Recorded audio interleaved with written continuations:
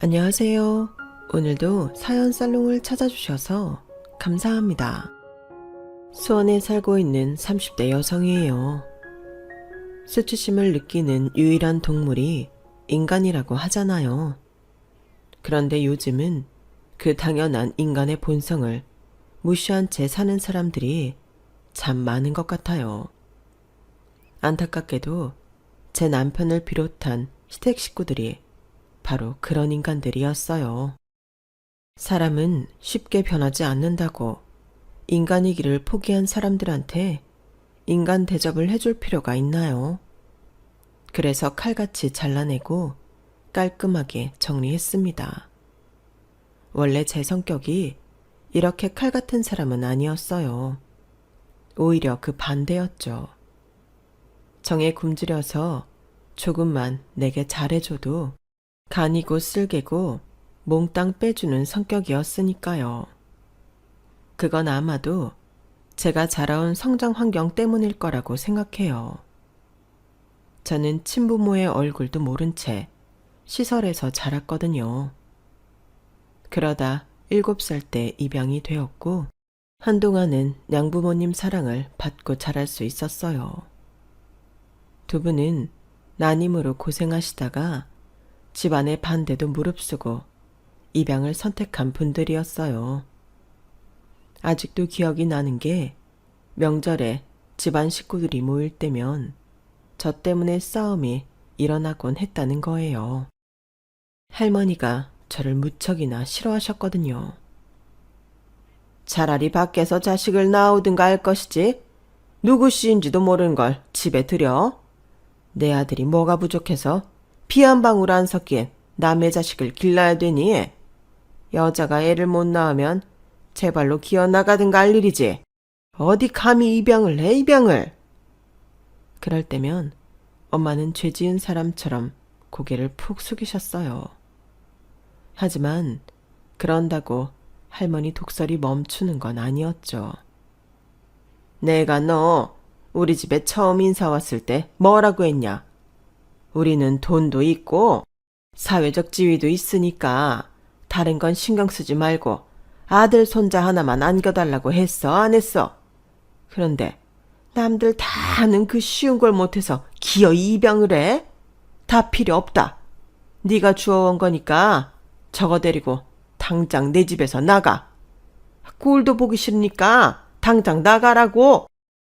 할머니의 모진 말에도 아무 말 없이 꾹 참고 있던 엄마는 결국 눈물을 흘리셨고 그 모습을 본 아빠는 할머니한테 대들었어요. 어머니, 정말 왜 이러세요? 아이 못 낳는 게 이 사람 탓 아니라는 거 어머니도 잘 아시잖아요. 병원에서 의사가 하는 말 못 들으셨어요. 이 사람도 나도 몸에 아무 이상 없다잖아요. 그런데 왜 매번 제 아내 탓을 하시냐고요. 어머니 때문에 이 사람이 얼마나 힘들어하는지 아세요? 우리 가연이는 또 어떻고요? 우리가 집에 올 때마다 자꾸 이러시면 저희 앞으로 여기 안 와요. 어머니 안 보고 살 거라고요. 그래 이놈아, 네 마음대로 해라. 애미도 버리고 형제도 버리고 잘난 네 마누라랑 고아 딸년 데리고 네 멋대로 살아봐. 아이고, 집안 꼴 잘 돌아간다. 지 부모도 버린 저 재수없는 걸 집에 들이더니 아주 부부가 쌍으로 미쳤어. 아무리 어린 나이긴 했지만 할머니의 표독한 말에 저라고 멀쩡할 수는 없었어요. 그래서 친가에 갈 때면 나도 모르게 주눅이 들고 숨소리 내는 것조차 두려울 정도였죠. 그래도 저한테는 세상 둘도 없이 따뜻한 양부모님이 계셔서 악몽 같은 순간을 버틸 수 있었던 것 같아요.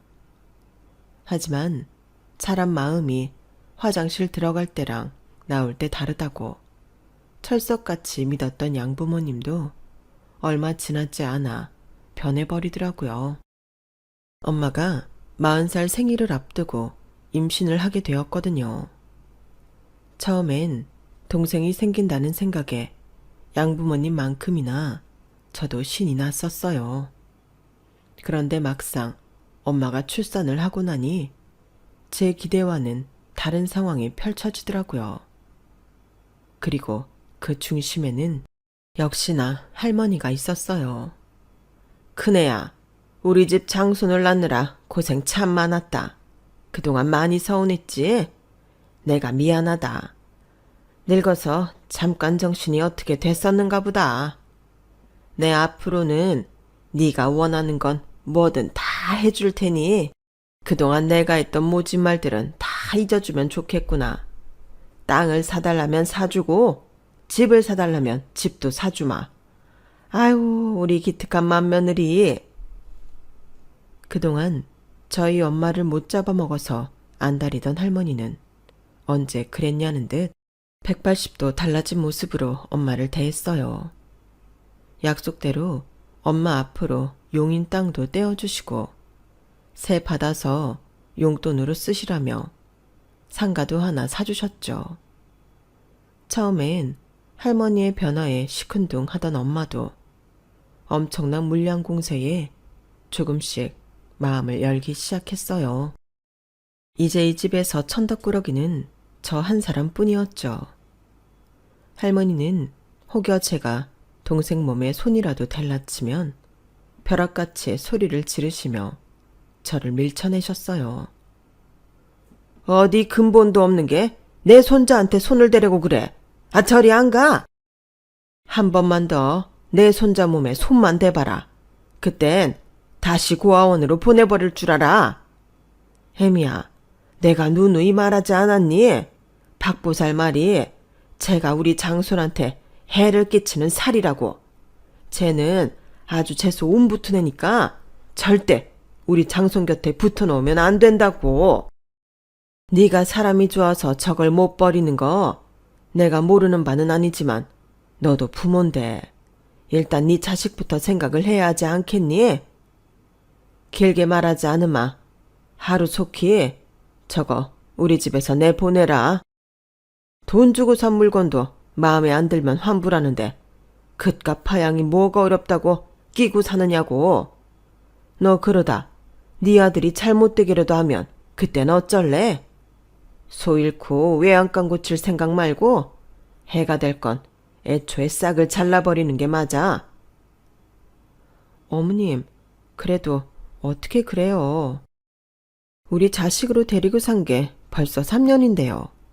자식 키우는 입장에서 몹쓸 짓 하면 되려 내 자식한테 해가 끼칠까봐 전 그렇게 못하겠어요. 한마디로 엄마 역시 저를 파양하고 싶긴 하지만 자기 아들한테 해가 될까봐 못 그런다는 얘기였어요. 동생이 태어나기 전까지는 하루에도 몇 번씩 사랑한다는 말을 해주시던 엄마가 어느 순간부터 변해버리자 저는 하루하루가 위태롭게만 느껴졌어요. 이제는 기억도 가물가물한 시설로 다시 되돌아가게 될 거라는 공포감으로 매일 밤 악몽을 꿀 정도였죠. 제가 파양될지 모른다는 두려움에 떨고 있는 동안 엄마는 점점 더 할머니처럼 변해갔어요. 더 이상 제게 따뜻한 눈길도 주지 않으셨고 철마다 사주시던 옷도 몇 년째 사주시지 않아서 저는 소매가 덩그러니 올라간 옷을 입고 다녀야 했어요. 거기다 동생이 태어나기 전까지는 피아노 학원도 보내주시고 발레 학원도 보내주셨었는데 언제부턴가 학원을 하나 둘 끊으시더니 제가 4학년이 되던 해엔 유일하게 하고 있던 학습지마저 끊어버리시더라고요. 제가 학교에서 늦게 와도 걱정조차 하지 않으시고 체육 시간에 넘어져서 무릎이 다 까졌는데도 다친 상처에 약을 발라주실 생각은 않고 바지 찢어먹었다고만 화만 내시더군요. 아빠는 아빠대로 퇴근해서 돌아오실 때면 현관까지 나가 인사를 하는 제겐 눈길도 안 주시고 동생 찾기에 급급했어요. 저는 더 이상 이 집에 있어서는 안 되는 존재처럼 되고 만 거죠. 그 무렵 양부모 눈밖에 난 저를 유일하게 챙겨준 건 학교 앞 떡볶이집 아주머니였어요. 아주머니는 학교를 파하고도 좀처럼 집에도 안 가고 학교 주위를 배회하는 저를 불러 컵볶이도 주시고 떡꼬치도 주시곤 했어요. 찢어진 제 가방도 손수 꿰매주기도 하셨고요. 아주머니와 친해진 이후로는 학교가 끝나면 을에 아주머니 가게에 가서 일도 도와드리고 빈 테이블에 앉아 숙제도 하곤 했어요. 그러다 제가 처한 상황도 얘기하게 되었죠. 아줌마, 어쩌면 저 앞으로 여기 못 올지 몰라요. 어제 엄마랑 아빠가 하는 얘길 몰래 들었는데 저를 다시 시설로 보내실 생각인가 봐요. 저는 재수가 없는 애라서 제 동생한테 해를 끼칠 거라고 그랬대요. 아니, 누가 그런 말도 안 되는 소리를 했대? 저희 할머니가 어디 가서 물었더니 그랬다나 봐요. 나를 내쫓지 않으면 내 동생이 크게 다칠 거라고요. 아줌마가 보기에도 제가 그렇게 재수없는 애 같아요? 제 물음에 아주머니는 아무 말도 못하고 눈물이 그렁한 눈으로 저를 바라보셨어요. 그리고는 와락 끌어안으시며 그러더군요. 세상에 재수없는 아이는 없어. 그건 다 나쁜 어른들이 자기 편하자고 멋대로 지어낸 얘기지. 아줌마 눈에는 이 세상에 가연이만큼 착하고 예쁜 아이가 없는걸. 그러니까 그런 말은 다 잊어버려. 순간 떡볶이 아주머니가 진짜 우리 엄마라면 얼마나 좋을까 하는 생각을 했어요. 아주머니 품속은 너무 따뜻하고 다정해서 떨어지고 싶지 않을 정도였거든요. 아줌마, 혹시 제가 파양돼서 시설로 가게 되면 편지해도 돼요? 저 여기 주소도 다 외우고 있거든요. 절대 안 잊을 자신 있어요. 그러자 아주머니는 손등으로 눈물을 싹 닦으며 그러셨어요. 그래, 아줌마한테 꼭 편지 보내. 그럼 아줌마가 가연히 찾아갈게. 약속? 그동안 제가 만났던 어른들은 하나같이 쉽게 약속을 저버리는 사람들이었기 때문에 그날 아주머니의 약속 역시 그와 같을 거라고 생각했어요. 그런데 제가 파양돼서 시설에 돌아간 지 한 달도 안 돼서 정말 아주머니가 저를 찾아오셨더라고요. 제가 보낸 편지를 받자마자 달려오신 거였죠. 아주머니는 저를 보자마자 와락 끌어안으시곤 소리 죽여 울먹이며 제 등을 쓸어주셨어요. 괜찮아. 조금만 참고 기다려. 아줌마가 꼭 데리러 올 테니까. 그땐 그 말이 정확히 어떤 의미인지 몰랐어요. 얼마 뒤 원장님을 통해 제가 다시 입양이 될 것 같다는 말을 듣고서야 알 수 있었죠. 떡볶이 아주머니가 저를 입양하려고 하신다는 사실을요. 5학년 겨울, 그렇게 저는 세 번째 부모를 만나게 되었어요. 그동안 몇 년 동안이나 아줌마라고 불러왔던 탓에 저도 모르게 엄마라는 단어보다는 아줌마라는 말이 먼저 튀어나오곤 했지만 가슴속에서는 세상에 단 하나뿐인 내 엄마라는 생각으로 가득했어요. 세 번째 엄마는 저 때문에 학교 앞에서 하시던 떡볶이집을 정리하고 다른 동네로 이사를 하셨어요. 제가 파양당했다는 걸 반 아이들이 알고 있는 탓에 혹시라도 제가 아이들한테 놀림을 받지 않을까 걱정이 되셨던 거죠. 저를 생각하는 마음이 그만큼 깊은 탓이기도 했지만 엄마가 그런 결정을 쉽게 내릴 수 있었던 건 엄마 역시 저처럼 혼자였기 때문이었어요.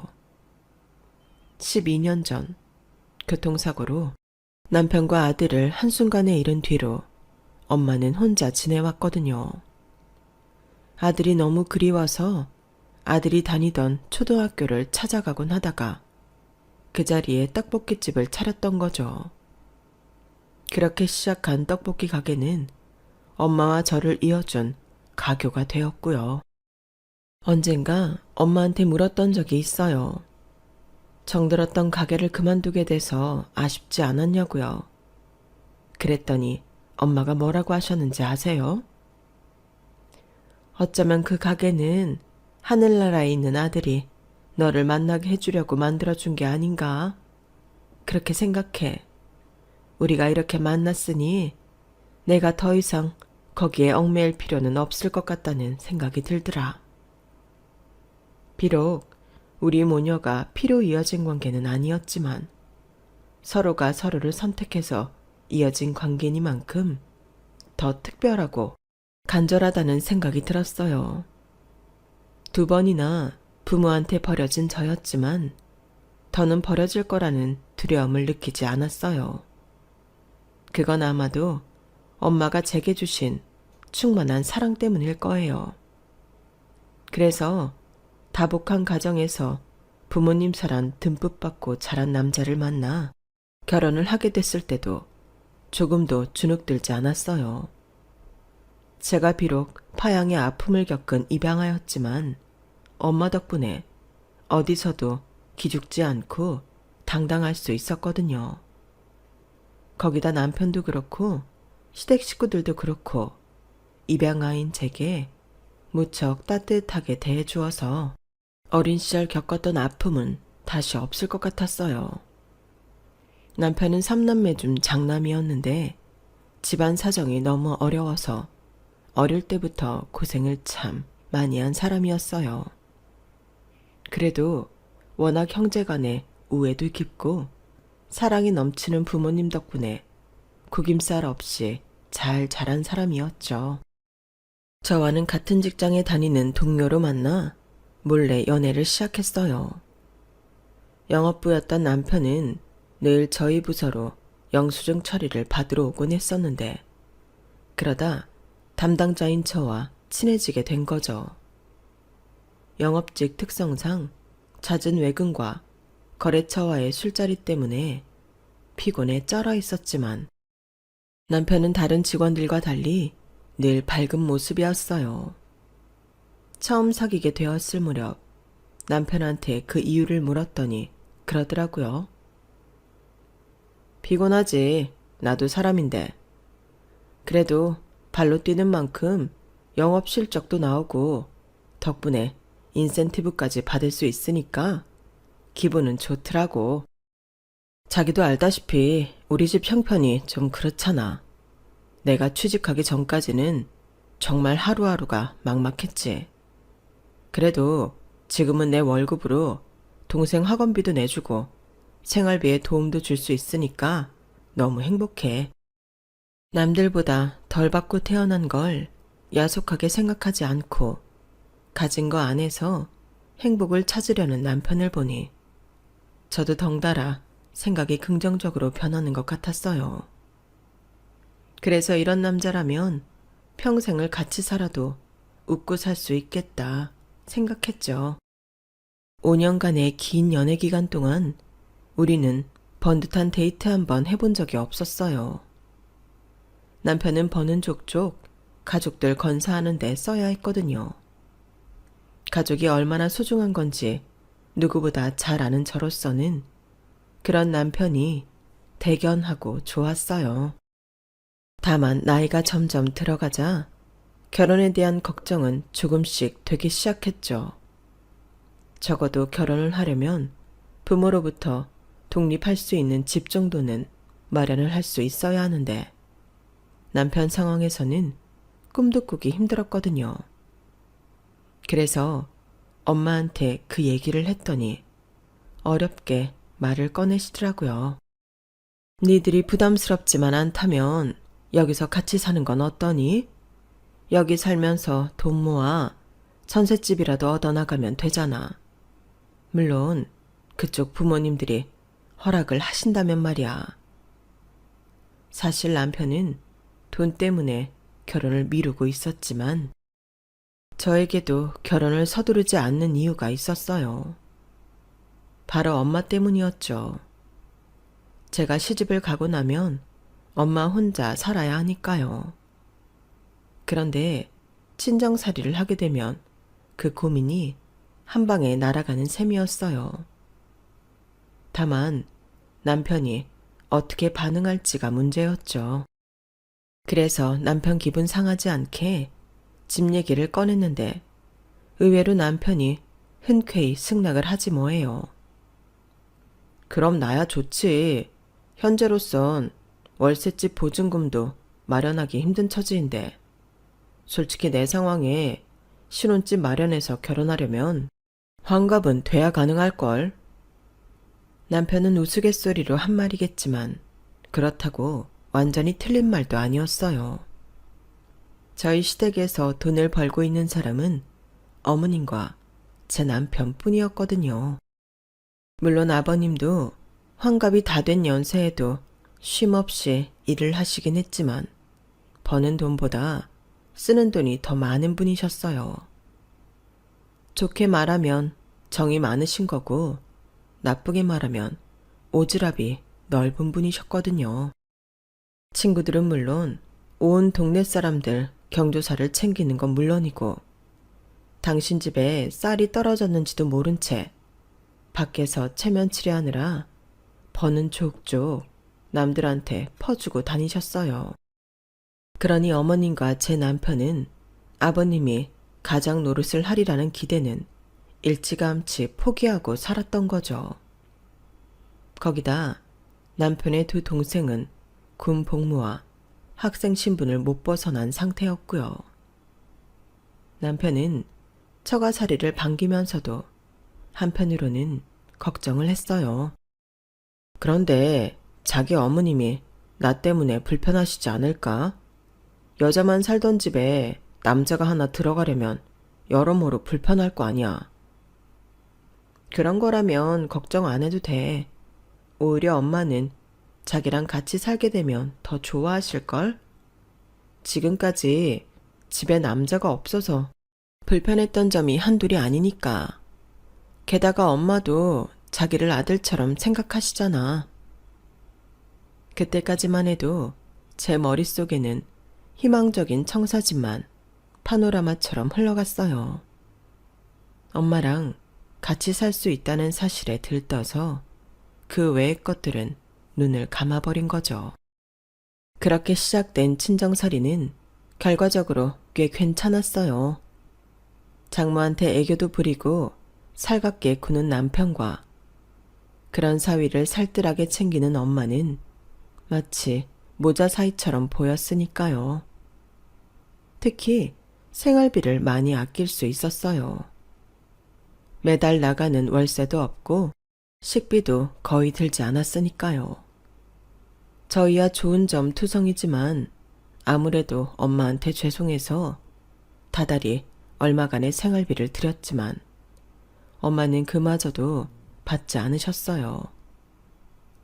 나한테 줄 돈 아껴서 니들 집착만 하는데 보태. 여기 있는 동안 한 푼이라도 더 모아야 될 거 아니야. 어차피 우리 모녀 먹던 거에 장서방 숟가락 하나 더 올리는 거라 돈 들 것도 없어. 게다가 딸내외랑 같이 사니 집도 북적이고 모처럼 사람 사는 것 같아 좋은데 돈까지 받으면 안 되지. 엄마 말에 돈 봉투를 다시 집어넣는데 죄송한 마음과 한편으로는 안도감이 들었어요. 솔직히 당시엔 제 월급을 제외하고는 거의 모이는 돈이 없었거든요. 남편은 결혼을 하고서도 여전히 본가 생활비를 부담해야 했거든요. 당신한테는 정말 미안해. 우리 집 사정이 어지간만 해도 내가 이런 부탁 안 하는데 정말 면목이 없다. 길게는 안 갈 거야. 둘째가 취직해서 자리 잡을 때까지만 이해 좀 해줘. 결혼 전부터 남편이 집에서 가장 노릇을 하고 있다는 걸 알고 있었기 때문에 애초에 저도 그 부분에 대해서는 감내할 생각이었어요. 그게 나중에 어떤 결과를 낳게 될지는 꿈에도 모른 채 말이죠.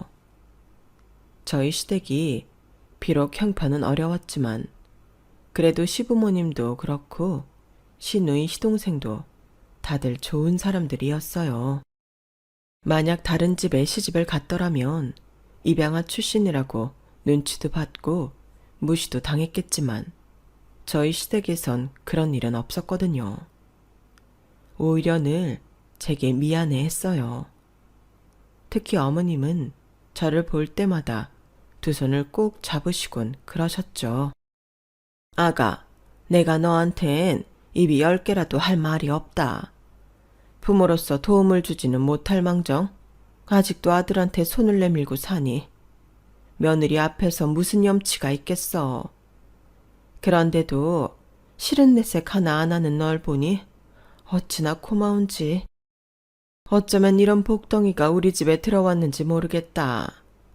내 아들이 처복이 있어서 그런 건지 내가 며느리 복이 있어 그런 건지 아무튼 우린 네 덕에 산다.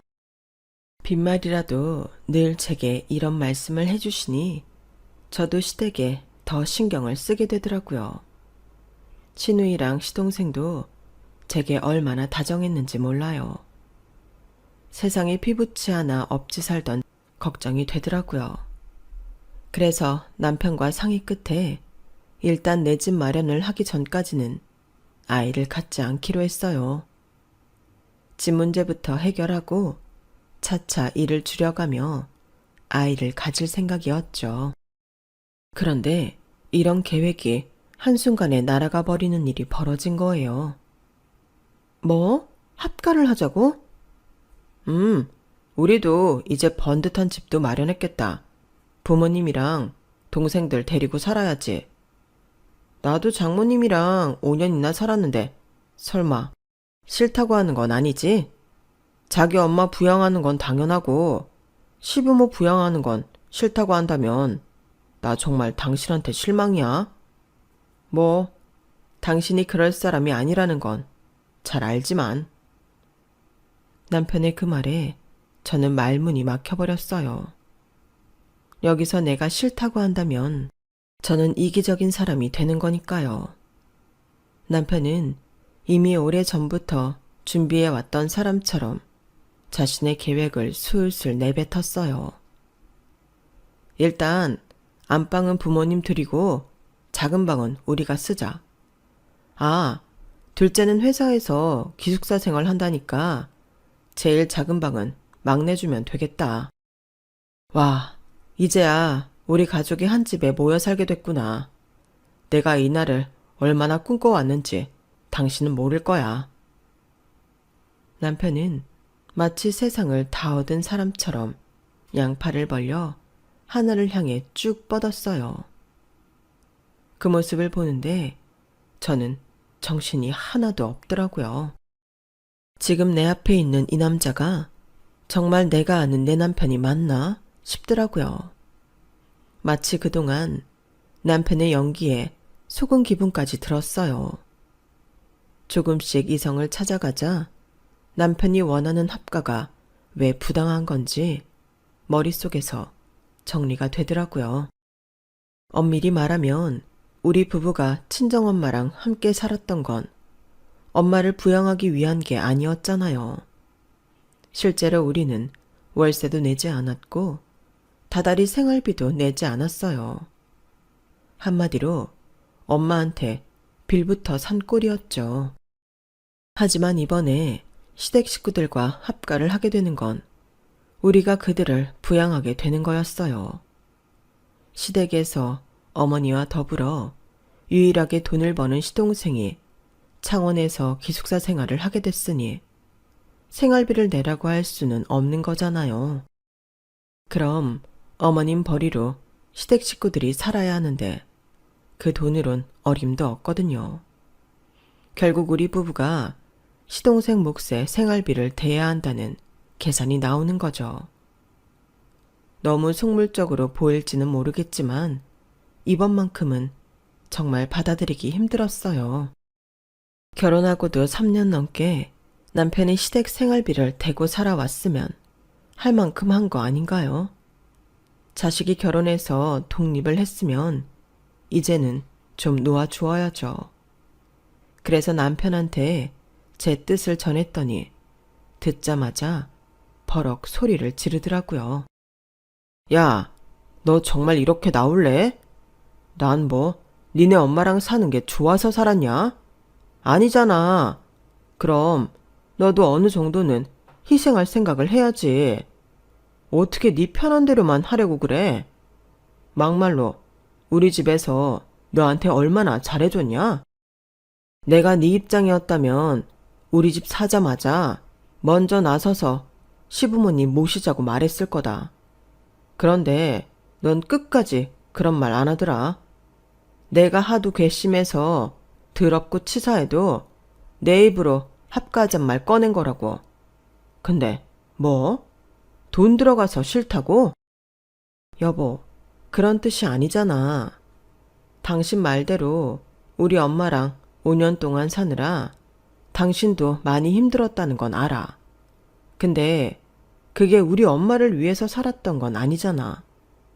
우릴 위해서 산 거였어. 오히려 엄마는 우리 부부 데리고 살면서 생활비도 더 썼고 사위 눈치까지 보고 사셨다고. 그 덕에 우리가 돈 모아서 집 산 거잖아. 이번 합가랑은 완전 경우가 다르다고. 야, 됐어. 다 필요 없고 난 절대 못 물러서.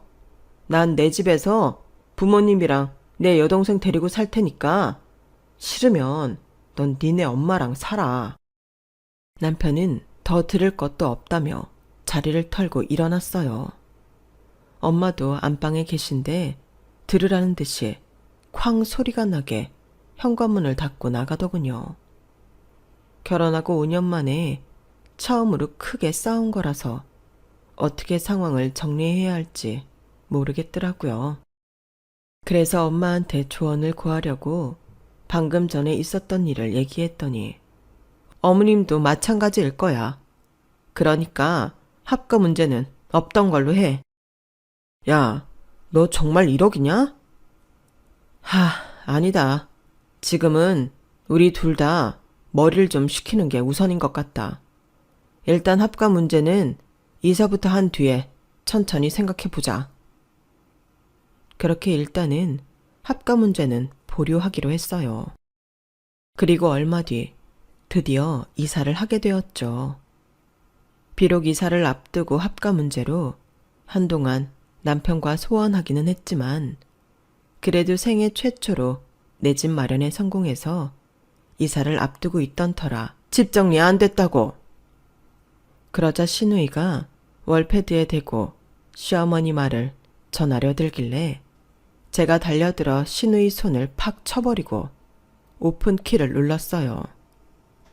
그러자 시어머니가 버럭 소리치더라고요. 너 지금 뭐 하는 거니? 어머님의 말로 뭐 하는 짓이에요?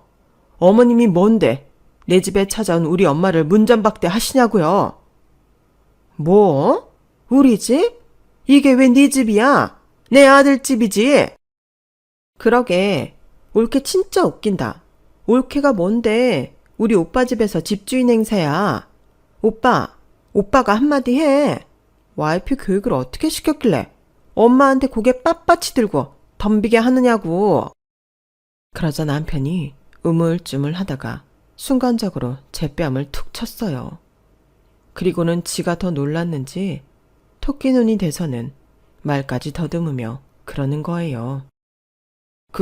그러게 누가 버릇없이 굴래? 어디서 감히 우리 엄마한테 대들어. 며느리면 알아서 기어야지. 그때였어요. 현관에 서 계시던 엄마가 들고 있던 김치통을 그대로 제 남편 얼굴에 뿌려버리셨죠. 그 바람에 놀란 남편과 시댁 식구들의 비명소리가 이어졌어요. 그 와중에도 저희 엄마는 눈 하나 깜빡 안 하시곤 제 남편 멱살을 주셨죠.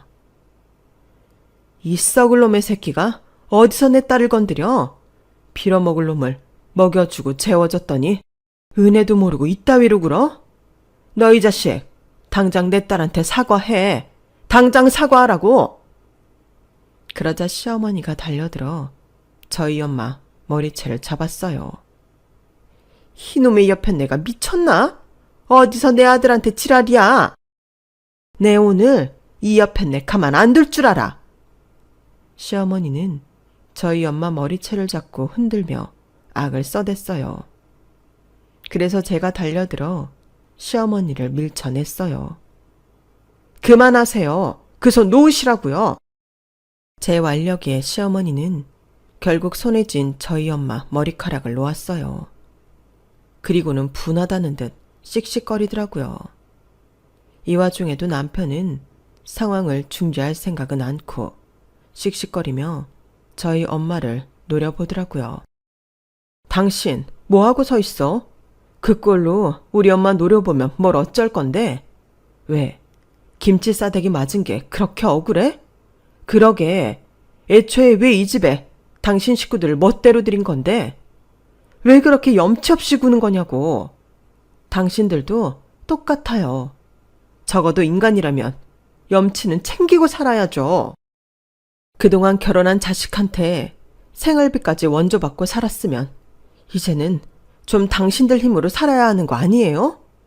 무슨 낯짝으로 이 집에 살겠다고 개떼처럼 달려드는 거냐고요. 왜요?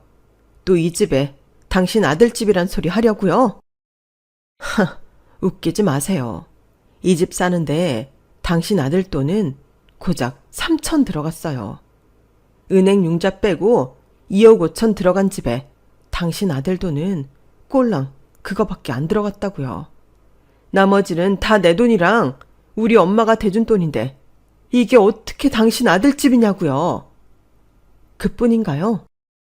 지난 5년 동안 당신 아들은 우리 엄마 집에서 돈 한 푼 안 내고 무의도식했어요. 5년이면 월세만 해도 3천이 넘고 식비만 해도 2천만 원은 나오는데 그걸 한 푼도 안 내고 살았으니 이 집 살 때 낸 3천만 원은 이미 월세로 까고 없는 거나 마찬가지예요. 되려 우리 엄마가 이 사람한테 돈을 더 받아야 하는 상황이란 말이에요. 그런데 우리 엄마를 자기 멋대로 내쫓아요? 이 집에서 나가야 할 사람들이 누군데? 이렇게 된 거 이 자리에서 확실히 할게요. 저 이 남자랑 더는 못 살겠어요. 그러니까 지금 당장 내 집에서 짐 빼고 다들 나가주세요. 당장 나가라고요. 그제야 남편은 저와 저희 엄마한테 미안하다고 사과를 하더라고요. 그 와중에도 시어머니는 법대로 하라고 배짱을 부리셨고 아버님은 집안꼴 잘 돌아간다고 한탄하시며 담배만 푹푹 피워댔어요. 결국 경찰까지 출동해 상황을 정리하게 되었어요. 끝까지 법대로 하라며 거실에 대자로 누워 시위를 하던 시어머니는 경찰 손에 끌려 나가셨고 시아버지는 짐을 싣고 왔던 이삿짐 트럭에 다시 짐을 실어 담고는 보면서 도대체 고부관계란 뭘까? 라는 생각을 많이 했던 것 같아요. 저는 30대 중반의 여성인데요. 솔직히 제가 막 결혼할 때만 하더라도 시댁살이가 많이 험난했던 예전에 비하면 사회적 분위기가 많이 누그러진 듯한 분위기였어요. 그래서 제 주변에도 운이 좋으면 시댁을 잘 만나 시댁살이는커녕 시부모님과 별다른 트러블 없이 무난하게 잘 지내는 친구들도 있었고 제가 사연살롱에서 본 사연들을 이야기하면 요즘도 그런 시부모님이 있다고 스스로 이야기하는 친구들도 있었어요. 그래서 저도 결혼할 때 시댁과의 갈등에 대한 별다른 걱정은 안 했던 것 같아요. 연애 시절 남편에게 시부모님들이 어떤 분들인지 물어봤을 때 딱히 시집살이는 안 하실 것 같다고 어영부영 넘어가는 대답을 순진하게도 찰석같이 믿고 있기도 했고요. 지금 생각해보면 참 안일했던 거죠. 그 말을 아무런 의심도 없이 덥석 믿고 제 결혼 생활은 시댁 때문에 골치 아플 일은 없을 거라고 믿었으니까요. 사실 결혼하고 완전 신혼 초까지는 뭔가 이상한 점을 못 느꼈어요. 그런데 이제 와서 생각해보면 초반에 눈치챌 수 있는 기회는 있었던 것 같기도 해요. 바로 상견례 때인데요. 사연을 이야기하기 전 말씀드려야 할 시댁의 배경이 좀 있어요. 저희 시어머니는 명품관으로 유명한 모 백화점에 명품관 점장까지 지내시고 은퇴한 분이고, 시누이는 어머님을 따라 명품관 직원을 하고 있는 집이었어요. 어머님은 아버님과는 남편이 어렸을 적 일찍이 이혼을 하셔서 당시 아직 20대였던 시누이와 저희 남편과 셋이서 살고 계신 홀어머니셨어요. 시댁에서는 남편만 평범한 직장인이었죠. 사실 남편과의 결혼 과정이 순탄하지만은 않았어요. 남편에겐 제가 이야기를 하지 않아 잘 모르고 있지만 저희 부모님께서 남편과 결혼하는 걸 반대하셨거든요. 이혼 가정으로 어렸을 때부터 아버지가 부재한 채로 자라온 것도 마음에 걸려 하셨고, 홀 어머니들은 아들에 대한 집착이 심할 수 있다는 점이나 흔히 명품관에서 일하는 직원들의 태도를 생각했을 때 시어머니나 시누이가 어떤 사람들일지 걱정이 된다고 하셨거든요. 나는 어느 정도 네가 집안 환경이 비슷한 사람을 만나면 좋겠어, 선아야. 엄마, 당연히 나도 그럴 수 있으면 너무 좋겠지만 그래도 어떡해. 사람이 자라온 환경이 다 다양한데 딱 그렇게 비슷한 사람끼리 만날 수가 있겠어요. 그런 거 다 생각 안 하고 마음만 맞는 사람도 찾기 힘든 세상이에요. 그리고 엄마가 걱정하시는 일은 없을 거예요. 이혼 가정에서 자라긴 했어도 승주는 애정 표현도 많이 하고 다정한 사람이에요. 엄마도 만나보면 마음에 들어 하실 거예요. 그래, 네가 좋다는 사람이니 나도 더 이상 말릴 생각은 없어. 내가 걱정하는 것도 어떻게 보면 다 사회적인 편견에서 비롯된 것들이니까.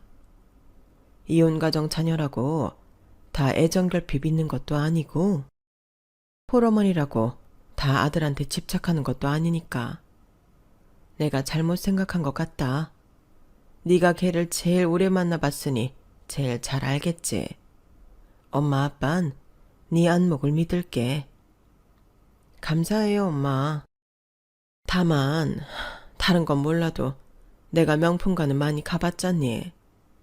거기 일하는 친구들 한둘 본 게 아닌데 그건 내가 직접 보고 느낀 것들이라 쉽게 편견이 떨쳐지지가 않네.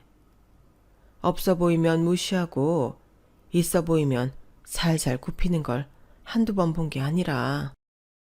어쨌든 너도 시댁의 할아버지께 물려받은 재산이 좀 있는 부잣집 막내딸이셔서 형편이 좀 괜찮은 편이었어요. 반면 남편 쪽은 어머니 혼자 외벌이로 아이 둘을 키우느라고 한때 잘 나가셨다고는 해도 노후 준비만 겨우 해두신 상태라 남편이 결혼할 때 지원해 줄 수 있는 형편까지는 못 되는 모양이었어요. 하지만 남편의 집안 형편을 고려해 100번 이해해 보려고 해도 대출도 마다하고 원룸에 살자는 제안은 받아들일 수가 없었어요. 옛날이야 그렇게 시약하는 부부가 많았다고는 해도 요즘은 또 시대적 분위기가 다르다 보니 도저히 자신이 없더라고요. 그런 고충을 부모님께 이야기했더니 부모님께서 깜짝 놀라셨어요. 요즘 누가 그렇게 시작해? 승주가 부모님 도움을 못 받는 것 때문에 부담이 돼서 그렇게 말했나 본데. 그러지 않아도 된다고 전해주렴. 너랑 결혼하면 승주도 이제 우리 자식인데 자식들끼리 잘 살아보라고 보태주는 걸 가지고 부담 느끼지 말라고 해. 승준애가 형편이 안 되는데 우리 집이라도 형편이 되면 다행인 거지. 어느 쪽이든 형편이 더 되는 쪽이 돕고 사는 게 맞는 거야. 그래도 엄마 아빠는 딸이 우리 집보다 형편 안 좋은 집에 시집가는 거 마음에 걸린다고 하지 않았어요? 그건 승준애가 이혼 가정이니까 어릴 때 부모님께 받아야 할 사랑을 못 받고 자라서 너랑 지내는데 문제가 있을까봐 반대한 거고, 집 형편이 그런 걸로 그런 건 아니야. 살다 보면 돈이라는 게 있다가도 없고 없다가도 생기고 그래. 승준의 집이야 사돈께서 이혼하고 혼자 번 돈으로 애 둘 먹이고 입히느라 당연히 형편이 좋을 수가 없지. 이만큼 애들 키워놓은 것만으로도 대단한데. 아무튼 그런 걱정은 하지 말고 승주 잘 설득해봐. 신혼집은 우리가 구해줄 테니까. 정말요? 감사해요, 엄마, 아빠. 부모님께서 구해준다는 집은 전세를 놓고 있던 서울 중심지 역세권에 있는 신축 30평 아파트였어요. 처음부터 이렇게 좋은 아파트를 해주셔도 되나 싶었지만 정말 남부럽지 않은 신혼을 즐길 수 있을 것 같아 가슴이 두근대더라고요. 아, 그래도 이건 좀 아니지 않아? 서울 외곽이나 경기도에 집을 해주신다고 해도 마다할마당에 역세권 신축 아파트라니 집값이 장난이 아닐 텐데. 그만큼 우리가 잘하면 돼. 부담 갖지 말라니까. 와, 방 3개에 화장실도 2개나 있네. 진짜 너무 깨끗하고 좋다. 그치? 여기 하나는 우리 침실하고 당신이랑 내 옷방, 취미방 하나씩 하면 딱이겠네. 애기 생기면 애기 방 하면 되고. 아, 진짜 이렇게 받으면 안 되는데. 딱 한 번만 눈 감고 받자. 응?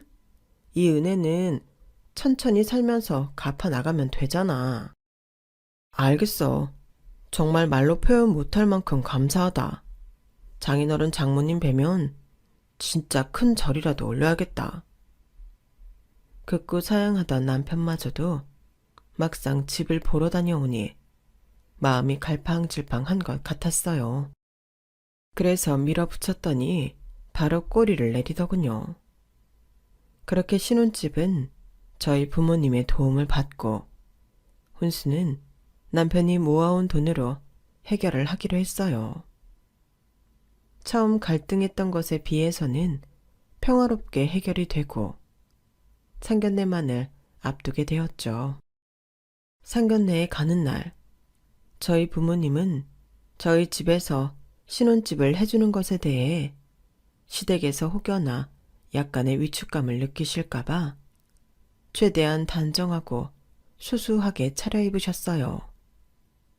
그런데 막상 상견례 자리에 도착하니 예상치 못한 광경에 내심 조금 놀라게 되더군요. 시어머니에 이어 시누이까지 명품관에서 일을 하고 있어서인지 두 분 다 머리부터 발끝까지 명품으로 도배를 하셨더라고요. 물론 중요한 자리라 격식을 차리신다고 값비싼 옷을 입고 오신 것 같아서 당시에는 별 생각이 없었어요. 또 명품관에서 일을 하면 인센티브가 상당해서 어느 정도 벌이가 괜찮다는 것도 알고 있었고 직원 할인을 적용하면 비교적 저렴한 가격에 구매도 가능하니 직업 특성상 명품을 많이 갖고 계신가 보다. 그 정도로만 생각하고 넘겼죠.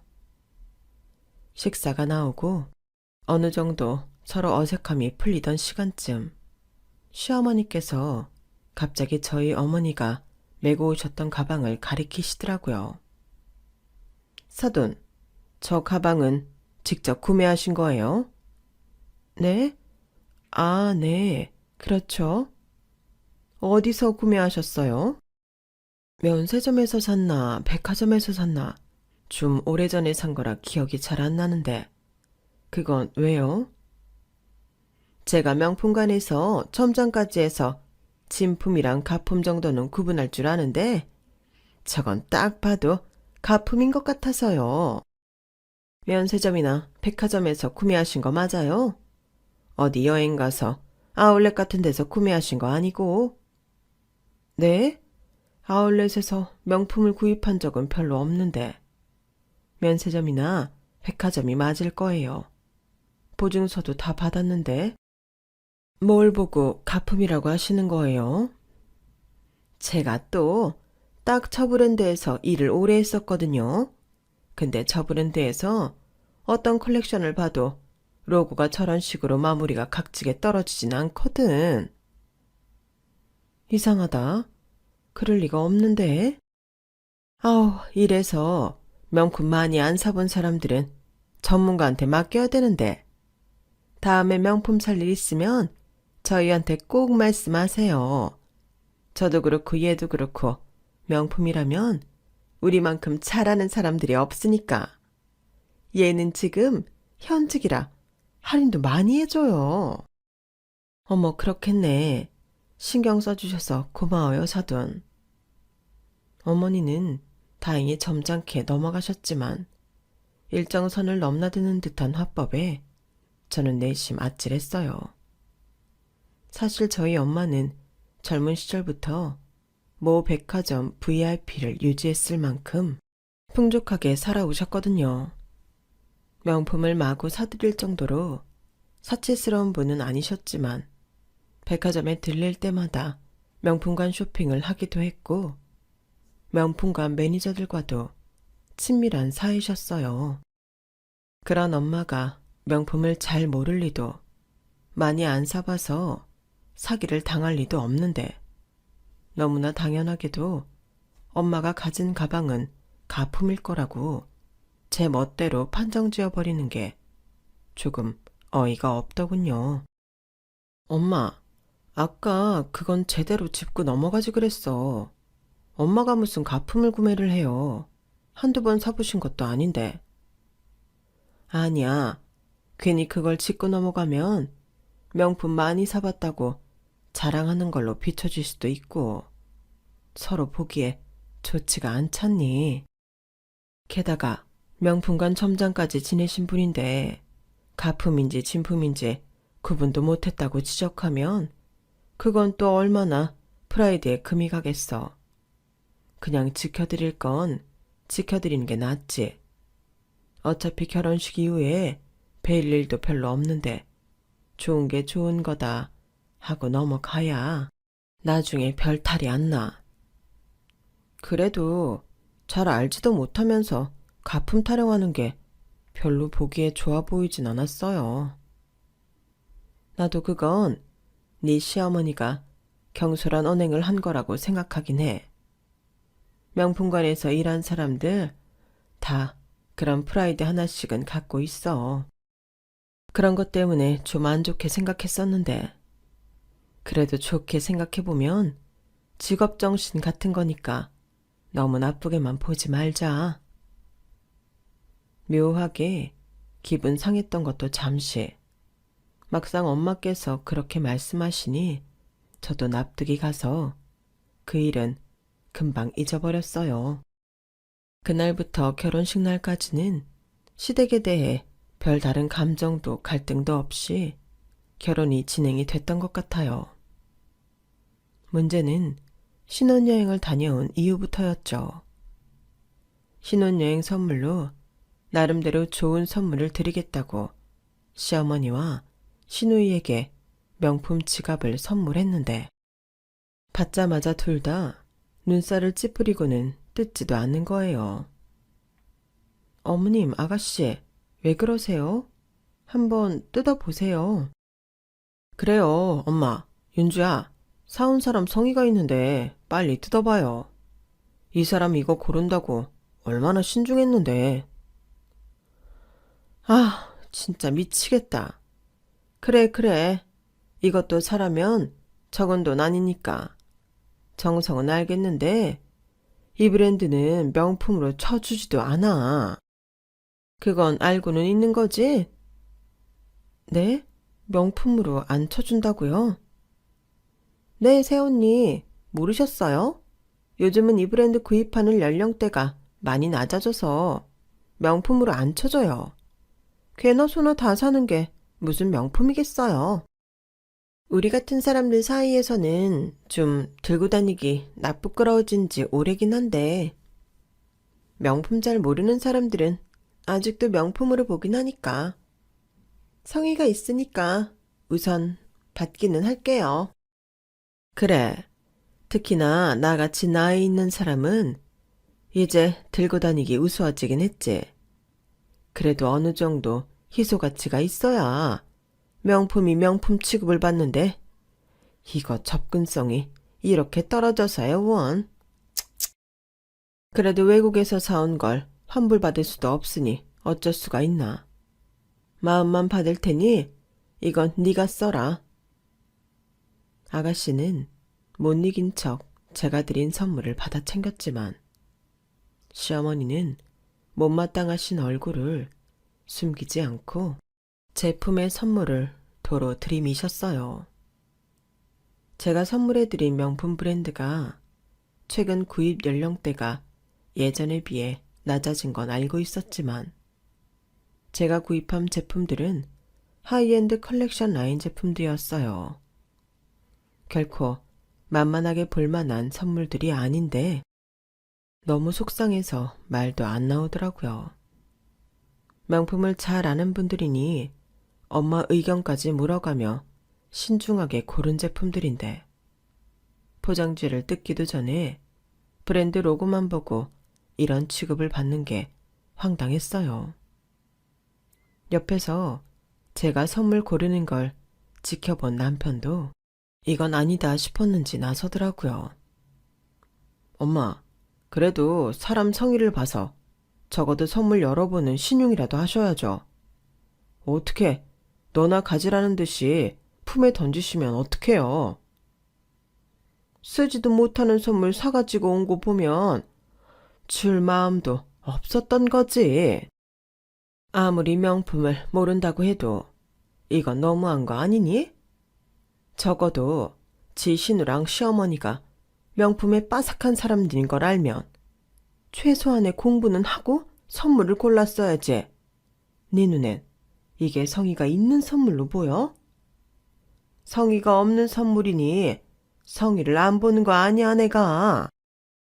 남편이 별말 하지도 않은 것 같은데 그 한마디에 갑자기 어머님이 폭주하셨어요. 결혼 전엔 한 번도 본 적 없는 모습이라 순식간에 심장이 서늘해지더라고요. 남편도 제 앞에서 어머님이 그런 모습을 보이는 게 당황스럽고 화가 나는지 언성이 점점 높아졌어요. 엄마가 명품 팔아나 봤지 제대로 제 돈 주고 사보신 적도 없으면서 어떻게 이래요? 이 사람은 100% 자기 돈에서 지출한 거예요. 신혼 선물로 다른 걸로 해도 되는데 굳이 좋은 선물 드리고 싶다고 이걸 골라온 거라고요. 시끄러워. 네가 여자 심리에 대해서 뭘 안다고 그래?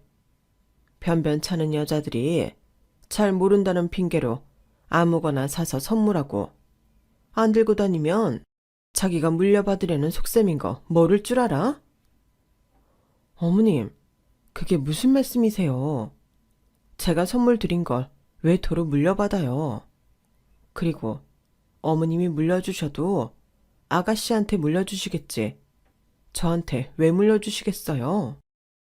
얘도 안목이 있는 앤데 이런 거 줘도 안 써. 지금 저건 어쩔 수 없이 받는 척 한 거지. 됐어, 여보. 그만해. 그럼 주세요, 엄마. 이 사람이라도 쓰게. 엄마가 몰라서 그러는데 이것도 다 장모님께서 조언해 주셔서 고른 거예요. 그래서 니네 장모가 뭘 하는데? 가품이나 쓰는 촌스러운 양반이 뭘 한다고? 아, 진짜 가품이나 쓰는 촌스러운 양반이라고요? 제가 뭔가 화를 내기도 전에 남편이 더 길길이 날뛰어서 오히려 남편을 말리느라 바빴어요. 남편은 저를 봐서 화를 꾹꾹 눌러 참으려다가 결국은 폭발했어요. 사실 엄마한테 말씀 안 드린 게 있는데요. 저희 신혼집도 다 장인어른 장모님이 세 주던 집 빼서 저희 해주신 거고요. 장모님은 대대로 부잣집이셔서 엄마 예전에 잠깐 다니다 잘리셨던 압구정 백화점 있죠? 거기 VIP세요. 뭐라고? 아니, 그 아파트는 사돈이 돈 약간 보태주고 나머지는 다 너네 대출 내서 산 거라며. 이게 다 무슨 소리야? 저 집이 무슨 돈이 있어서. 아니, 그리고 뭐? 안사돈께서 압구정 백화점 VIP였다고? 그게 말이 돼?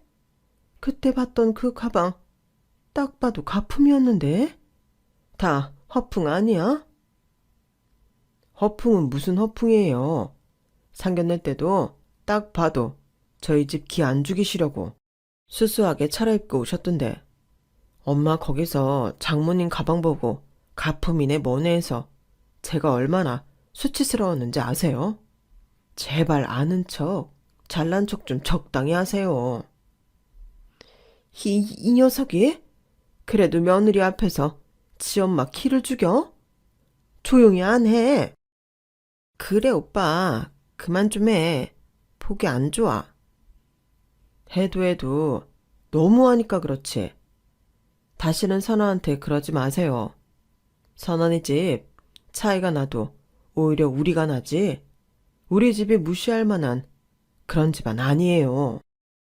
그래 알겠다. 잘났어. 잘났다고.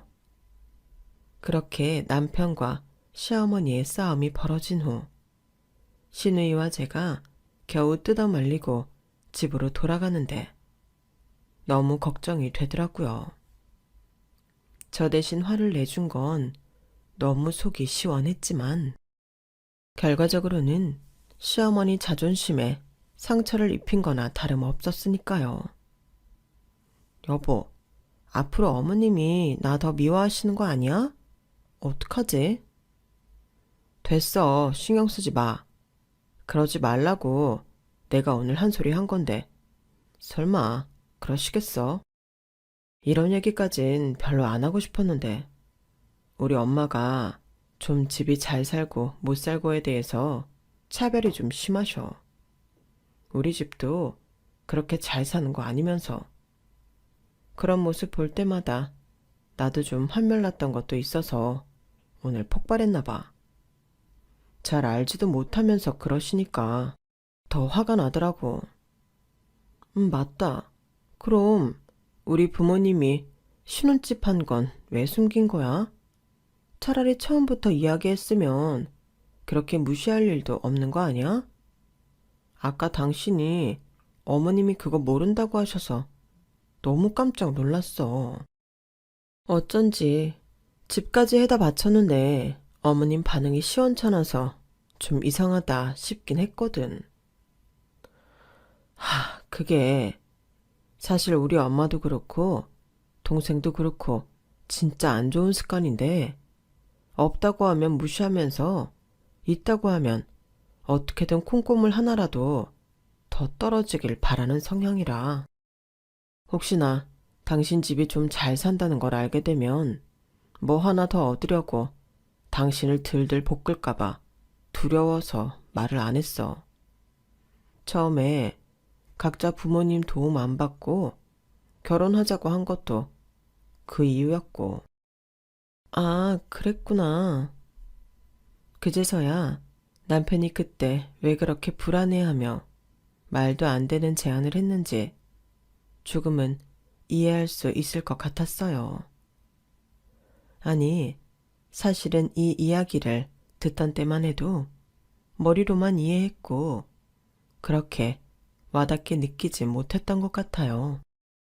그런데 저희 집이 잘 산다는 걸 알게 된 그날 이후로 어머님과 시누이의 태도가 확실하게 바뀌더라고요. 새언니, 새언니, 있잖아요.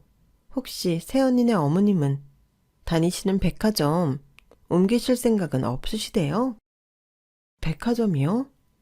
없을 것 같은데. 워낙 오랫동안 그 백화점만 다니셨어요. 근데 그건 왜요? 아, 이번 달 실적 메꿔야 하는데 저번 달에 비하면 턱없이 부족해서요. 어머님이 와서 가방 2개 사주시면 금방 해결될 것 같은데 곧 월말이라서 좀 쫄리네요. 평소엔 친한 척도 안 하던 아가씨가 갑자기 실적을 메꿔야 한다면서 저희 엄마가 다니시는 백화점을 옮겨달라고 하질 않나. 얘, 혹시 1,000만 원만 빌려줄 수 있니? 네? 어머님, 저희가 갑자기 그만한 목돈이 어딨어요. 왜? 집도 사돈께서 해주셨다면서. 그럼 너희가 모아놓은 돈은 다 굳은 거 아니니? 그 돈 통장에서 썩힐 바엔 나한테 좀 빌려달라는데 그게 그렇게 문제야? 집이야 그렇다곤 해도 결혼하는데 이리저리 들어간 돈도 많고 이제야 조금 모으고 있어서 빌려드릴 돈이 딱히 없어요. 그런데 갑자기 1,000만 원은 왜요? 내가 요즘 주식에 눈을 떴거든. 1,000만 원 빌려주면 내가 정확히 2배로 불려서 줄게. 너희 부모님 좀 잘 설득해봐. 내가 재산 불려주면 사돈도 좋고 우리도 좋고 모두에게 좋은 거 아니니? 죄송해요, 어머님. 급한 일 아닌 이상 저희 부모님한테 더 이상 손 벌리긴 어려울 것 같아요. 집 해주신 것만 해도 감사한데 어떻게 그러겠어요? 하요, 딸이 돈 좀 빌려달라는데 안 빌려줄 부모가 어딨어? 돈이 없는 집안도 아니고. 저는 부모님이 풍족하게 키워주신 것만으로도 만족해요. 부모님도 제가 성인이 된 이후로는 따로 지원해 주시는 것 없이 경제적으로 독립하게끔 교육하셨고요. 저는 부모님 도움 없이 제가 해결할 수 있는 건 해결하면서 살고 싶어요. 집이야 요새 서울 집값 때문에 어쩔 수 없이 손 벌렸지만 더 이상 경제적으로 지원받는 건 어려울 것 같아요. 에휴, 그래. 싫으면 그냥 싫다고 하면 될걸. 빙빙 돌려 말하기는. 알겠다. 내가 주식으로 다 말아먹을까봐 무서운 거겠지. 안 빌린다? 안 빌려. 뻔뻔하게도 가짜는 이유를 들먹이며 저희 부모님께 목돈을 빌려달라고 하는 시어머니까지. 저희 집이 그저 그런 형편인 줄 알고 서스럼 없이 막대할 때랑은 또 다른 스트레스가 은근히 있더라고요. 돈 관련해서 자잘한 부탁이 많이 들어오기 시작했는데 이걸 하나하나 거절하며 쳐내는 것도 반복이 되다 보니 쌓이더군요. 저희 집을 황금알을 낳는 거위쯤으로 생각하는 태도가 슬슬 거슬리기 시작했죠. 그러던 어느 날이었어요. 엄마, 곧 생신이신데 뭐 드시고 싶으신 거 없으세요? 먹고 싶은 거? 글쎄다. 이 나이 되면 그렇게 막 입맛이 없어서. 그래도 생각해 보세요, 어머니. 메뉴만 골라주시면 저희가 맛있는 집으로 예약해 놓을게요. 그래. 곧 시어머니의 생신이 다가오고 있었어요. 결혼 후 처음으로 같이 보내는 어머님 생신이라 저도 나름대로 긴장을 했었죠. 어머님께서는 잠시 생각하시더니 이렇게 말씀하셨어요. 옆집 소연이 엄마가 그러는데 이번에 땡땡땡 호텔에서 딸기 뷔페가 열리는데 그게 그렇게 대단하다더라. 거길 좀 가보고 싶네. 아, 딸기 뷔페요. 어머님, 근데 거기는 정말 말 그대로 딸기 뷔페라. 거의 대부분이 딸기 관련된 음식만 있고 식사를 제대로 하시기엔 애매할 수도 있는데 괜찮으세요? 괜찮지 그럼? 내가 생일 아니면 그런 데를 언제 가보겠니? 네, 알겠어요. 어머님 생신 때쯤 자리가 있나 한번 알아볼게요. 말은 그렇게 했지만 걱정이 이만저만이 아니었어요. 어머님이 말씀하신 호텔 뷔페는 가격이 사악하기로 유명했거든요. 고급 레스토랑에서 호화롭게 한 끼 먹는 코스 요리보다도 인당 가격이 세서 생각보다 지출이 많이 될 것 같았어요.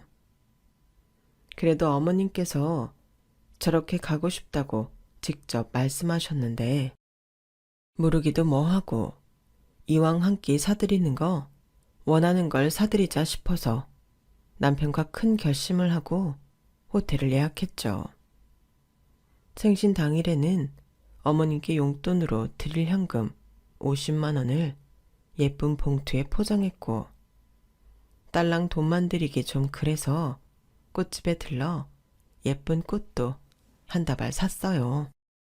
유명한 베이커리에 미리 예약해 놓은 케이크도 잊지 않고 챙겨갔고요. 어머 세상에 우리 며느리 센스 좀 봐. 이렇게 풍성한 꽃다발은 살면서 처음 받아보네. 고마워. 어머님, 생신 축하드려요. 자리도 제일 좋은 곳으로 달라고 예약했는데 어떠세요? 마음에 드세요? 마음에 들다마다 우리 아들이랑 며느리 덕분에 내가 이런 데도 와보고 세상에 정말 말로만 듣던 곳인데 생각보다 너무 좋다. 인테리어도 세상 화려하고 무슨 딸기 천국 같다 정말로. 저도 오면서 봤는데 신기한 메뉴가 많더라고요. 많이 드세요 어머님. 자리를 안내받은 뒤 저희는 각자 먹을 것을 담으러 흩어졌어요. 솔직히 말하면 호텔 분위기도 너무 좋았고 딸기 디저트류는 정말 기성천외할 정도로 종류가 다양해서 새로운 느낌이 들어 좋았지만 먹을 게 없긴 하더라고요. 과일로 만든 것들이다 보니 아무리 먹어도 배가 든든하지 않고 허한 느낌에 몇 가지 먹고 나니 입안이 달아서 금방 물리는 느낌이 들었어요. 어머님도 마찬가지셨는지 2접시 정도 신나게 드시더니 금방 수저를 내려놓으시더라고요. 어머님, 더 드시지 왜 벌써 안 드세요? 딸기만 잔뜩 먹었더니 물린다, 물려. 저쪽에 다른 입가심할 메뉴도 조금 있던데 갖다 드릴까요? 아까 먹어봤지. 근데 여기는 딸기류 아니면 음식 맛이 영 별로네. 왜 딸기만 있는지 알 것 같아. 그래도 생신인데 너무 부실하게 드시는 거 아니에요? 그렇게만 드시면 금방 배고파지실 텐데. 그치? 얼른 먹고 나가서 다른 거 먹자. 여기 호텔 2층에 레스토랑도 있던데 거기 음식이 그렇게 맛있다더라고. 차라리 제대로 식사를 하는 게 낫겠어. 네? 어머님, 레스토랑을 또 가시게요? 당연한 거 아니니? 젊은 애들이야 이런 거 환장하고 많이 먹을 수 있겠지만 나이 든 사람들은 못 먹어. 이건 뭐 식사 같지도 않은데 달기만 잔뜩 따라서 더 이상은 못 먹겠다. 너희도 얼른 먹고 정리해. 허, 솔직히 너무 당황스럽고 어이가 없었어요. 어머님이 오자고 하셨고 보통 가격 때문에라도 여길 1차나 2차로 오지는 않는데 조금 드시는 척만 하고 바로 위층 레스토랑에 가자고 하시는 게 이해가 안 됐어요. 게다가 위층 레스토랑 역시 호텔 레스토랑이라 가격이 만만치 않았거든요. 그래서 음식을 리필하러 가는 척 남편을 불러 이야기했죠. 여보, 근데 이건 좀 아니지 않아? 우리가 생각해 놓은 예산이 있는데 우리 둘에 어머님의 아가씨까지 인원이 4명인데 여기 계산하고 위에 레스토랑까지 먹으면 식비만 2배로 깨지잖아. 그러게. 그러니까 뭐 이런 데를 고르셔가지고 난 엄마가 하도 와보고 싶다고 노래를 부르시길래 오면 많이 드실 줄 알았어. 그냥 레스토랑은 내 선에서 자를게. 그래도 돼? 그래도 생일인데 저렇게 부실하게 드시게 둬도 되나? 어쩔 수 없지. 우린 엄마가 원하시는 대로 해드린 죄밖에 없는데. 단호한 남편의 말에 마음이 한결 편해진 것도 잠깐이었어요. 뭐? 이것만 먹고 끝내자고? 네, 엄마. 여기도 가격이 상당한 곳인데 이렇게 2접시만 드시고 바로 딴 데로 가자고 하면 저희 입장도 곤란해요. 레스토랑 가격이 한두 푼도 아니고 그리고 알아봤는데 여기 다 예약제라서 지금 바로 가기도 힘들어요. 그건 걱정 마라. 내가 취소난 자리 알아봐서 바로 예약했으니까. 뭐라고요? 아니 글쎄, 저희가 잠시 이야기를 나누는 사이 어머님께서 호텔 직원에게 부탁해 레스토랑을 바로 다음 타임으로 예약을 했더라고요. 순간 스트레스가 확 솟았지만 겨우 참았어요. 남편도 당황했는지 얼굴이 벌개지길래 손을 꾹 잡아 눌렀죠. 생신인데 오늘만 좋게 넘어가자. 그래도 이건 진짜 아닌데. 여기서 드신 것 때문에 분명 우리 레스토랑 가서도 많이 못 먹어. 나도 알지. 그래도 어머님이 저렇게 예약까지 거셨는데 어떡해. 그냥 오늘만 원하는 대로 해드리고 다음부터는 제대로 된 식당만 잡자. 지출도 의미 있게 쓰는 게 아니라 너무 쓸데없이 커지는 것 같은데. 일단 내가 백화점 상품권이 30만 원짜리가 있거든. 이번에 밥값이 많이 나갔으니까 선물은 이걸로 드리고 다음엔 식당 제대로 잡아서 선물을 차라리 크게 드리자. 그래, 아무래도 그게 낫겠다. 딸기 뷔페에서의 식사는 어영부영 끝내고 다소 착잡한 마음을 안고 레스토랑에 갔어요. 어찌 보면 당연한 거지만 딸기 뷔페보다 더 센 가격에 살짝 흠칫했지만 어차피 쓰게 된 거 올해 한 번만 이렇게 통 크게 쓰자. 다시 한번 마음을 다잡았죠. 다행히 코스 요리라 음식이 조금씩 나와서 먹는데 크게 부담이 되거나 하진 않았어요. 마지막 디저트가 나오는 시간에 케이크를 열어 생일 축하 노래를 불러드리고 봉투를 건네드렸어요. 어머, 고마워라.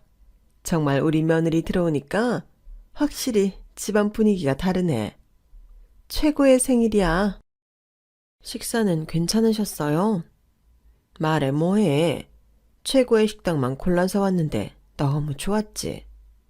레스토랑을 먼저 오고 딸기 뷔페를 다음에 갈걸.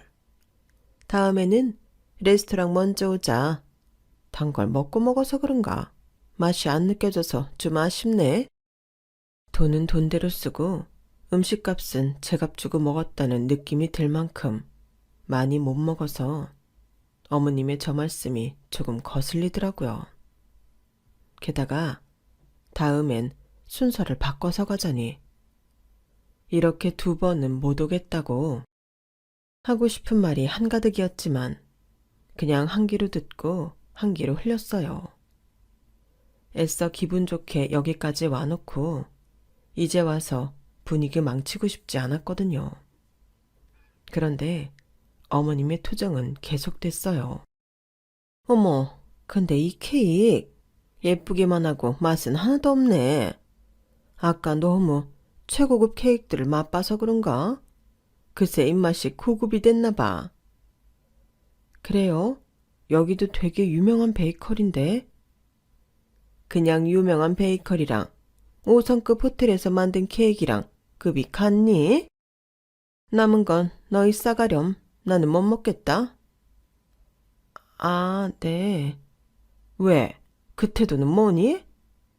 아니에요. 입맛에 안 맞으시면 저희가 가지고 갈게요. 그래. 다음에는 케이크 하나를 준비하더라도 수준에 맞게 준비해와. 그래야 받는 사람이 기분이 좋지. 오늘 하루 종일 어머니의 투정을 받아준다고 무리해 가며 돈을 쓰고 있는데 마지막까지 저러시니 저도 더 이상 표정 관리가 되지 않더라고요. 남편도 저를 힐끗힐끗 보며 눈치를 살피기 시작했어요. 엄마, 그냥 잔소리하지 말고 드세요.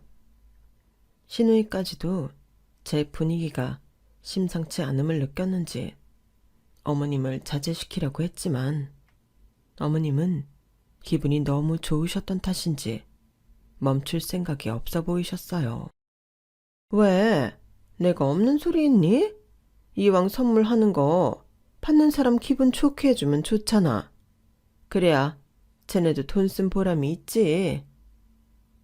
알겠어요. 선물이나 열어보세요. 먹고 이제 슬슬 가야지.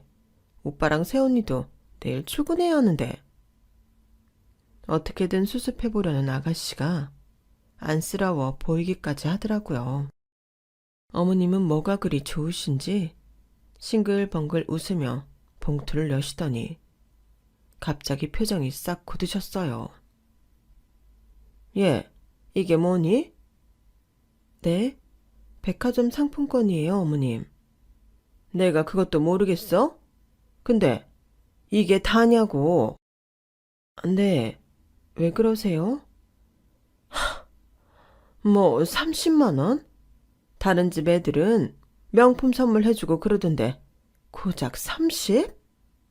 넌 너네 엄마 따라 백화점 안 다녀봤니? 백화점에서 30만 원 가지고 뭘 사라는 거야? 이걸로 구두 한 짝이라도 제대로 된 거 살 수 있는 줄 알아?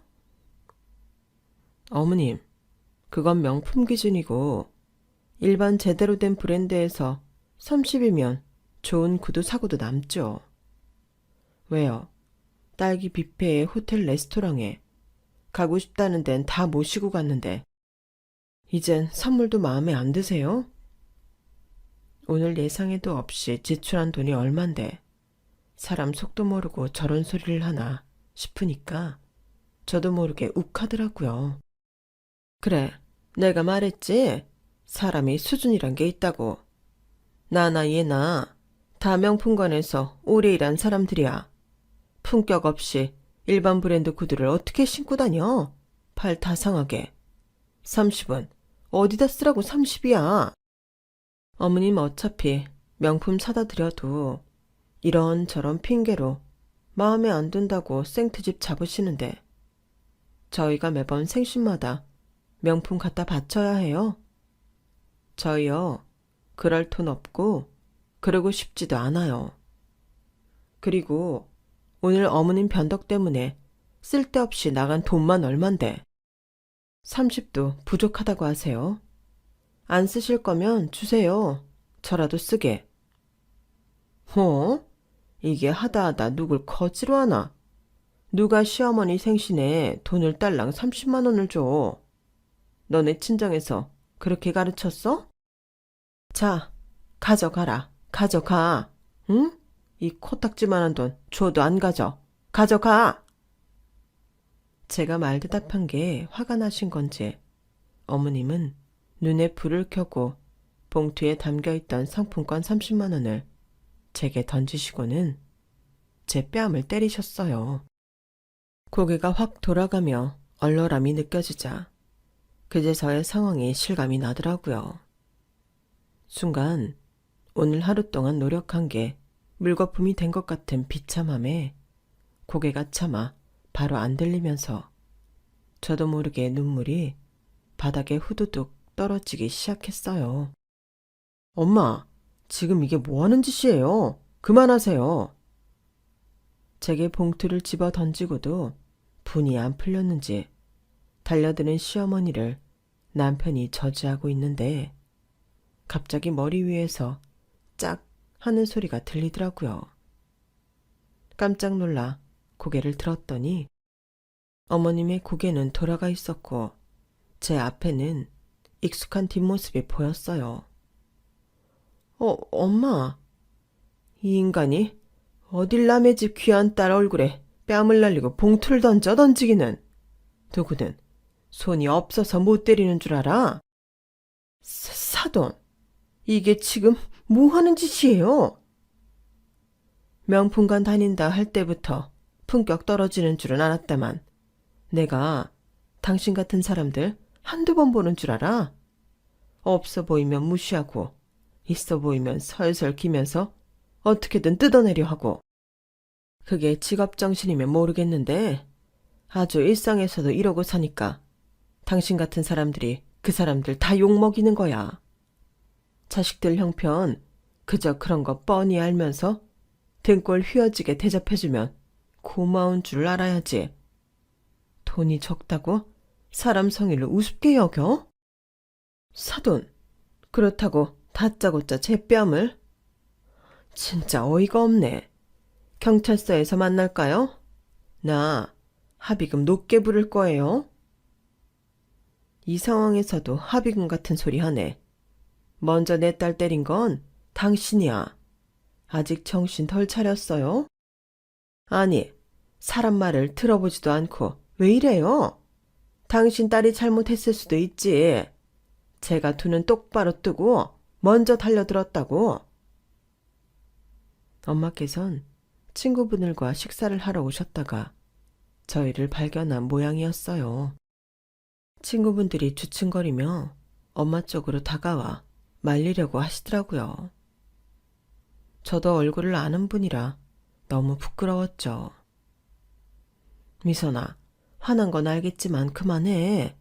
저기 아줌마, 우리 선아 함부로 대하지 마요. 귀한 집 따님이야. 현숙점장 아니에요? 고객님? 엄마 친구분께서 갑자기 저희 시어머니께 아는 척을 해서 다들 깜짝 놀랐어요. 갑자기 저희 아가씨가 고개를 번쩍 들더니 친구분께 인사를 하더군요. 어머, 화영 고객님, 여긴 어쩐 일이세요? 어머, 매니저님, 맞다. 점장님 딸이 매니저님이랬지? 아니, 점장님, 제 친구랑 사돈 맺으셨어요? 미선아, 명품관 일 했다던 사돈이 이 사람이었어? 뭐야? 아는 사이야? 나 땡땡백화점 VIP잖아. 그때 내가 현숙 점장님 실적도 많이 올려주고 따님이래서 경아 매니저님 매출도 많이 올려줬는데 남의 집 귀한 딸을 다짜고짜 때리질 않나. 얼굴에 봉투나 던지고 이런 분이셨어요? 저기 고객님. 정 떨어져서 저 브랜드 다시는 못 가겠네. 경아 매니저, 유감이지만 나 담당자 바꿔야겠다. 나랑 다니는 내 친구들 있죠? 걔네랑도 싹 같이. 미안해요.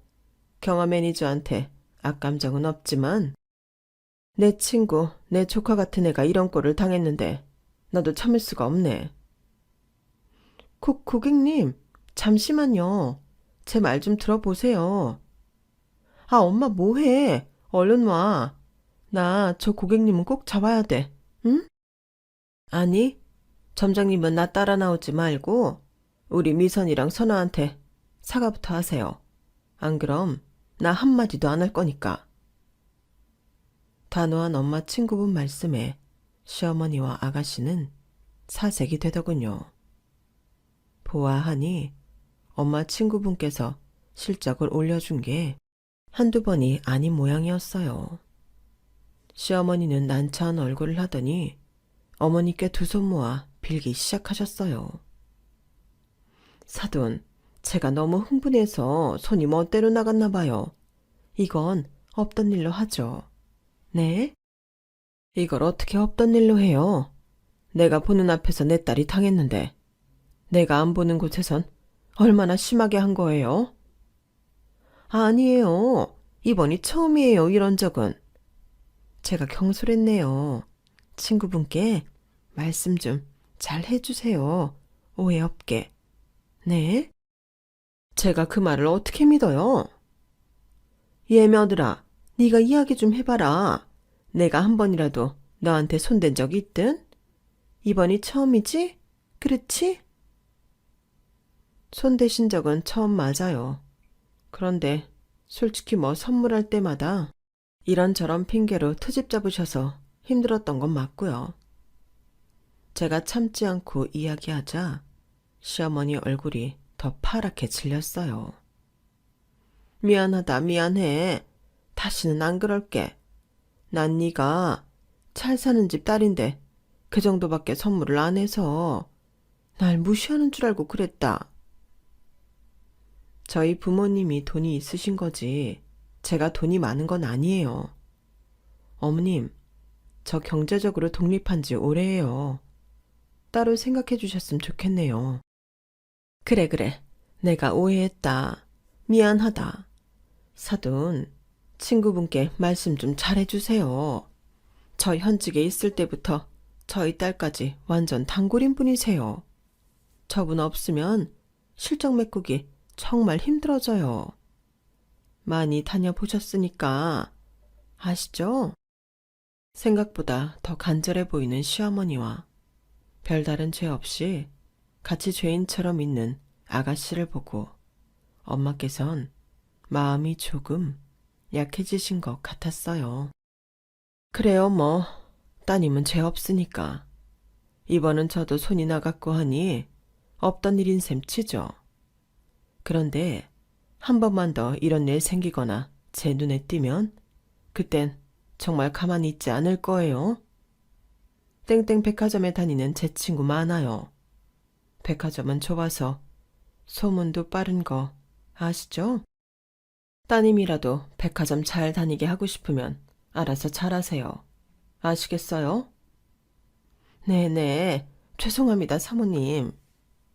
시어머니는 실수로 저희 엄마께 습관처럼 사모님이라는 말을 뱉었지만 너무 당황하신 나머지 스스로 실수를 눈치채지 못하신 것 같았어요.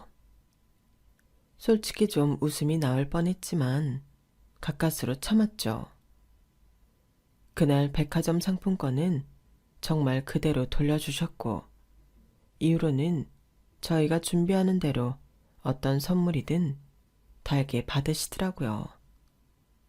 조금 어색해지셨는지 제게 이런저런 귀찮은 말씀하시는 것도 확연히 줄어들었고요. 예전보다는 보이지 않는 벽이 생긴 것 같았지만 지내다 보니 차라리 이게 편한 것 같네요. 선 없이 친밀해져서 선을 넘나드는 것보단 선을 철저하게 지키는 편이 트러블이 안 생기더라고요. 참 가까우면서도 먼 거리를 필수적으로 유지해야 하는 것이 고부 갈등인 것 같아요. 꼭 이런 계기가 있어야만 시댁에서 먼저 선을 지켜준다는 게 씁쓸하기도 하지만 어찌됐든 저는 결혼 생활을 시작하고 얼마 안 돼요. 바로 선이 생긴 거라. 마음이 편안한 건 사실이에요. 그날 엄마가 그 호텔에서 약속이 없으셨다면 그 뒤로 제가 감당해야 했을 시집살이가 어땠을지 생각하면 상상만으로도 끔찍하답니다. 앞으로 시댁한테 효도할 돈으로 친정에나 더 효도하려고 해요. 남편도 제 입장을 이해하다 보니 시댁은 남편이 알아서 잘 챙기기로 했고요. 요즘 사람들이 효도는 셀프라는 말을 많이 하던데 그 말이 괜히 생긴 말이 아닌 것 같아요. 결혼으로 맺어진 관계는 역시 피로 맺어진 가족을 못 이기는 것 같네요. 여러분, 사연 댓글에 응원과 현명한 조언 부탁드려요. 좋아요와 구독은 저에게 큰 힘이 됩니다. 오늘도 좋은 일 가득하세요.